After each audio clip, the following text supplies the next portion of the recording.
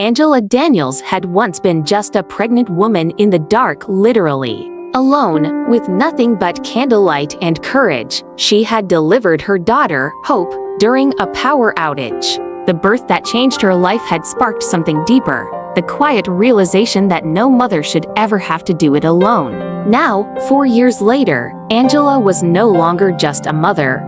She was a mentor, a volunteer, and a lifeline to women walking through the storm she had once survived. She met T. Ogundele in a hospital waiting room, frightened, alone, and in early labor. Angela had stayed with her, comforted her, and held her hand as she brought Noah into the world. Since then, their lives had become deeply intertwined. T often said, "You didn't just help me survive childbirth. You helped me become someone."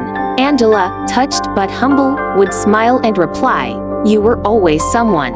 I just reminded you." One bright Saturday afternoon, T and Noah visited Angela and Hope for lunch. It was a perfect day. The kids played in the yard, blowing bubbles and laughing. T helped Angela in the kitchen while they talked about baby milestones, growing pains, and dreams they hadn't yet dared to say out loud. Sometimes, T said softly, "I think about becoming a nurse, helping women the way you helped me." Angela looked up from the dishes. "You'd be amazing at that." And maybe that's what this whole thing was about. But just 2 days later, everything shifted. T called, her voice trembling. "Noah's breathing weird. He's burning up. I'm headed to the ER now." Angela didn't hesitate. She packed a bag and left immediately. At the hospital, Noah was diagnosed with OSVRV, a common but sometimes serious virus in infants. The doctors admitted him to the pediatric ICU for observation and support. T was beside herself with worry. "I can't do this again," she cried. "What if I lose him?" Angela wrapped her arms around her. "You're not doing this alone," she whispered. That night, Angela returned home to grab a few things. Hope, sensing something serious, quietly walked up with her favorite stuffed lion. "Give this to baby Noah. He can hold it if he gets scared." Angela's heart broke and healed at the same time.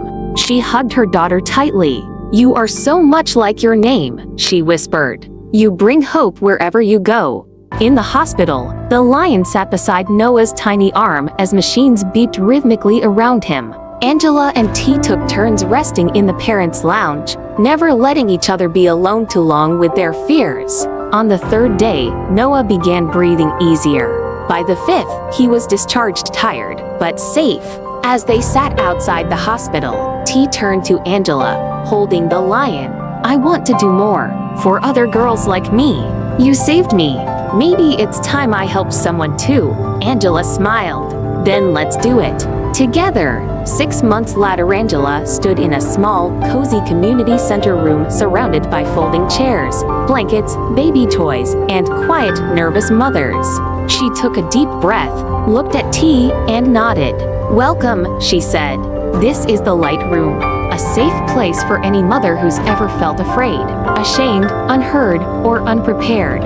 T added, "This is for the single moms, the teen moms, the unexpected moms, the miracle moms, and the ones still trying to believe they can do this." What started as one-on-one support had become something bigger.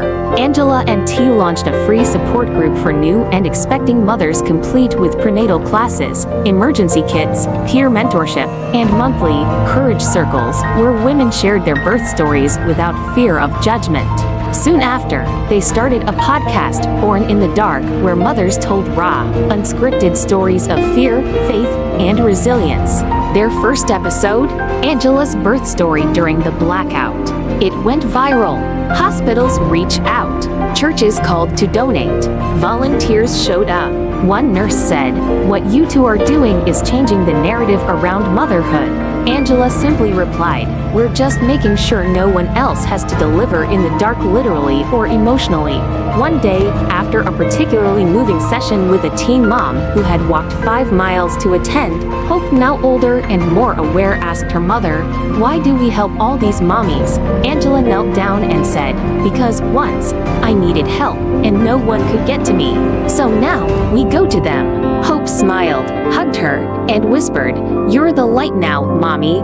Today, Angela Daniels is more than a woman who survived a storm. She's the lighthouse guiding others home. T. Ogundele is training to become a certified doula. And little Noah, he still sleeps with the lion Hope gave him. If this story touched your heart, please like, comment, and share it with someone who needs to know they are not alone. And don't forget to subscribe to Hospital Whisperers for more powerful stories of real people, real struggles, and the hope that rises from it all.